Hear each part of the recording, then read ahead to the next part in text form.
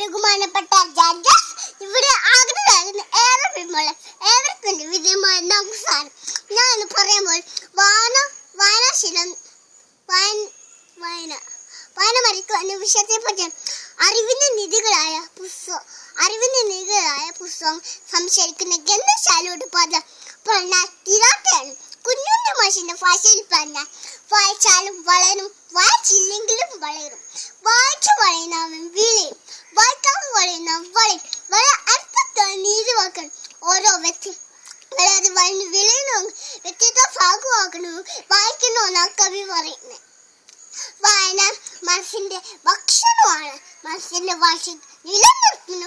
ഒഴിച്ചുകൂടാനാകത്തുന്ന വായനാശീലം ഒരാളെ സംസാരത്തിന് പ്രകാശപ്പെടുത്താൻ വായന പോലെ ഒരുക്കുന്ന മറ്റൊന്നുമില്ല.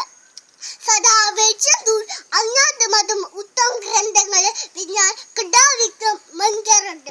മാധുഭക്തി, പീതുഭക്തി, രാജസേന എന്നിവ ഓരോ വ്യക്തിക്കും വേണ്ട ലോകത്തിലാണ്.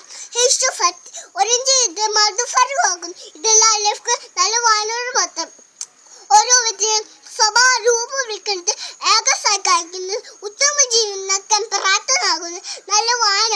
പുസ്തകത്തിലെ വെറും മികവെന്നതിക്കൊണ്ട് ഷേക്സ്പിയർ വയലൂടെ മഹാഭക്തി വിളിച്ചു വന്ന് തെളിഞ്ഞു വായുണ്ട് സഹോദരി മണിഫ ഒളിയിടുകൾ.